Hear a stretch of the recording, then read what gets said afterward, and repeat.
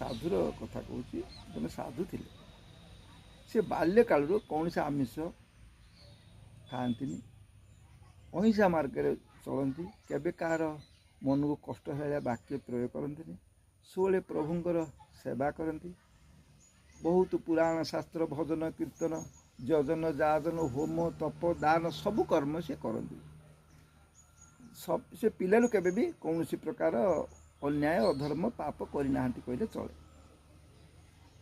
थरे जगन्नाथ दर्शन करने से बाहर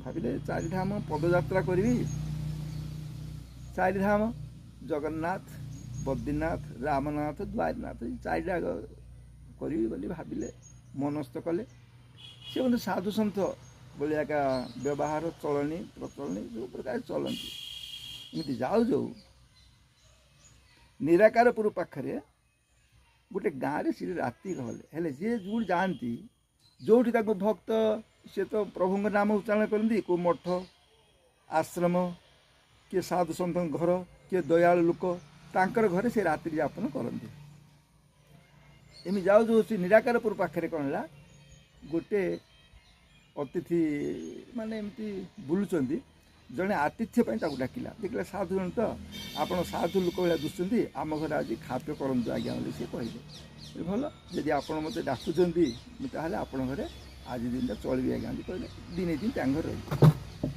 रही हठात कौन है राति 12टा घंटे हम सी घर गृहिणी ये साधु पाख आसिले आसिक प्रेम भिक्षा करे मागिले आसतु तुम मु प्रकृत साधु बोली रखुनी तुमर रूप यौवन देखिकी मु तुम पर आकर्षित होती मिसी पलैया चल मो स्वामी की छाड़ी मोर संतान संति किसी होनी मु तुम पलि बोलिकी अनुरोध कले हे जगन्नाथ मोर बिल आड़े आड़ा आस्ते सब थिला मु ई दुनियार घर संसार प्रति आसक्ति ना मु तेणु साधु होती लोक देखाणे नहीं मु आदौ दाम्पत्य जीवन घृणा करे मु बाहा की इच्छा नहीं मु साधु जीवन जीवन यापन कर इच्छा बोलिकी से साधु हमको बुझेले बुझिलु सी गृहिणी कौन कले ना आप डरती आपको डरुंच कि भाविले सी भावना होते ये बुझेले सी बुझेले एमती बुझाबुझी चली घर कर्ता सी कहले कड़ लेउटेगी स्वामी स्त्री शुई सी कड़ लेउटिकी खासी देले खासी दे उठी पड़े से चंचल तुम पल विपद मत आनी दिवन बोली सी साधु गुड़ हाथ धोला कहले मन नारी की बोली तुम बुझे तुम स्वामी पाक जाओ तुम ये खराब रास्ता को आसन कहले आप डरुंच कि घर जो नारी महिला से डरुंच आप बोली कहीकि गोटे खंडाटी आणिकी निज स्वामी हाणिदेले ये तो सरीगला काम सी तो नहांती चल आम लुचि घर पलैया बोली पैसा पथरी पलैया चल सी तो मुझे कथा किए कहला साधु कौन महाविपद आप आए मुझे तो ना बोलूँ एमती कहपर से तो मना कला कि जे साधु लास्ट ये कौन कले पार्टी करी हुरी कले जे मोर स्वामी की ये साधु मारदेले ये तो कलिजुग समस्त विश्वास कले हेतु भाविले घर मुरबी जगह जमा हेले आपको बांधिदेले खुंटे साधु को बांधिकी घर जो टोकाटा था गोटे टोकाटी था गुंडा भाया बदमाश टाइप बोले ए हाथ तू मारचु तो हौ देख बोली सी हाथ जाक हाणीदे काती हाणीदे तो फल तू पाइलु सी कहला का ये दुख कहबी भगवान को डाकुची जीवन जाक गीता भागवत पुराण शास्त्र पढ़ुची हे भगवान तुम्हें क्या जान प्रकृति मो दोषी कि निर्षी तुम्हें कौन उत्तर दौच एमती कौन आप पत्थर हो गले काठ भाया हो गले बोली ये बहुत दुख कले करी शेष को बहुत मन दुख कले बुझापी किए ना समस्ते सी गृहिणी कथा सीना धरले ये साधुंर कथा किए बुझिले हेले भगवान प्रति आर विमर्श मनोभाव पड़ाइला खराब लगला कि भगवान कौन महापुर कौट कि ना थे कौन ये कहते से भाविला जी महापुर था मोर तो अटकई था ना मु तो दिने के आमिष खाए माछ माने मांस माने कौन सी करे मत यहाँ दंड कहीं आईला बोले सी प्रश्न से जर्जरित होकर तार मन पूरा दुख होगा भगवान प्रति आस्था टूटीगला सी आशा धूली सात होगा से भाई मो प्रकृत दोष किसी करनी मत लोक मैंने मूर्ख मैंने सब बुझिले कला को धड़ा धड़ा कला सत को मिछ मिछ को सत करदा परे ତାଙ୍କର ଭଗବାନ ଐଶ୍ୱର ଶକ୍ତି ବି ତାଙ୍କର ଆଶାଟା ତୁଟିଗଲା, ବିଶ୍ୱାସ ତୁଟିଗଲା।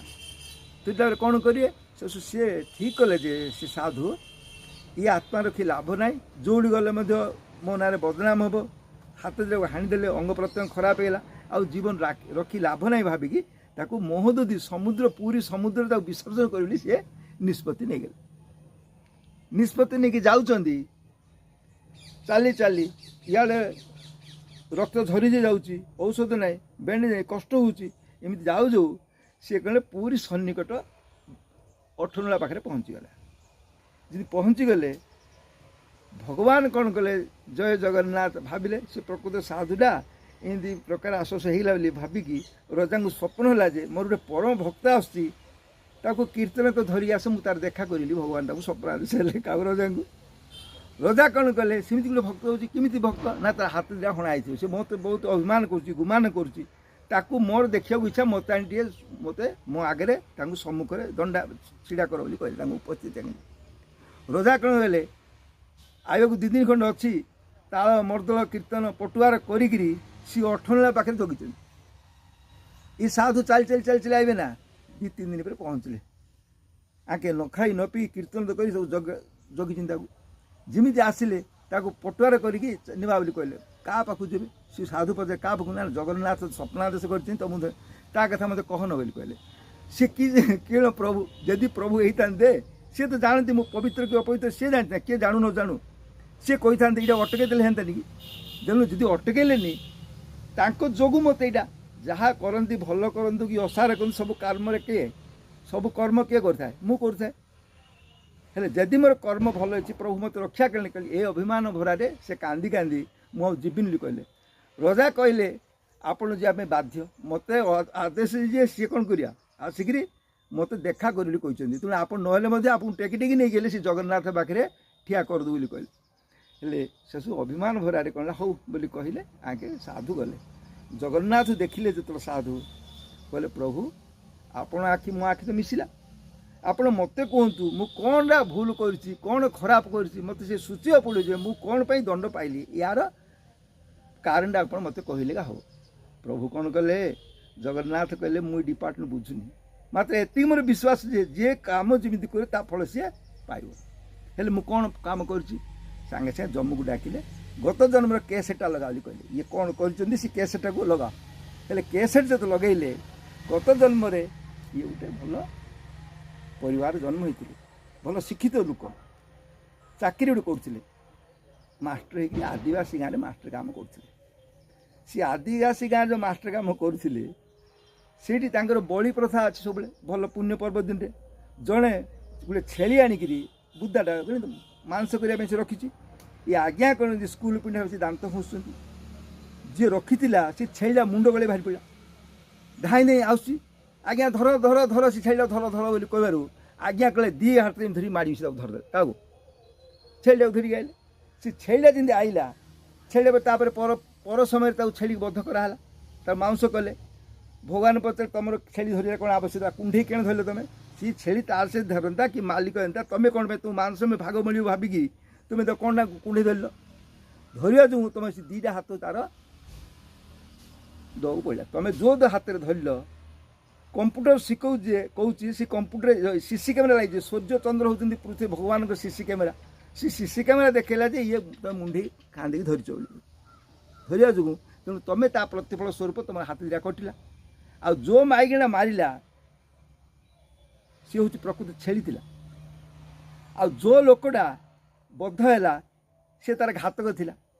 ତେଣୁ -+0, ପ୍ରତ୍ୟେକ ଯେଉଁ କର୍ମ ଯିଏ କରେ ତା ପ୍ରତିଫଳ ସିଏ ପାଏ। ଆଇରେ ଭାବିବାରେ କିଛି ନାହିଁ, ଆମ କମ୍ପ୍ୟୁଟର ଫେଲ୍ କେବେ ହେବନି। ଯାହା ରିପୋର୍ଟ ଦେଇଛି ସେ ରିପୋର୍ଟ ଅନୁଯାୟୀ ତୁମେ ଫଳ ଭୋଗ କଲ, ମାତ୍ର ଏଇ ଜନ୍ମ ପାଇଁ ତୁମେ କିଛି କରିନ, ଏଇଟା ସତ। ଏଇ ଜନ୍ମ ପାଇଁ ତୁମେ କୌଣସି ପ୍ରକାର ପାପ କରିନ, ଏଇଟା ନିରାଟ ସତ। ମାତ୍ର ଗତ ଜନ୍ମ କୃତଂ ପାପ ବ୍ୟାଧି ରୂପେଣ ପୀଡ଼ିତ, ଗତ ଜନ୍ମ ଯେଉଁ କର୍ମ କରିଛ ସେଇ କର୍ମର ଫଳକୁ ବର୍ତ୍ତମାନ ଏଇ ଜନ୍ମରେ ଆପଣ ଭୋଗ କରିବା ପାଇଁ ବାଧ୍ୟ। ତେଣୁ ଆମର ଏଠି କୌଣସି ପାର୍ସଲି କରାଯାଏନି କି କୌଣସି ପ୍ରକାର ବେଆଇନ କରାଯାଏନି। ଯେ ଯେଉଁ କର୍ମ କରିବ ସେ ଫଳର ସେ କର୍ମର ଫଳ ସେ ପାଇବା ହିଁ ବାଧ୍ୟ, ସୁନିଶ୍ଚିତ।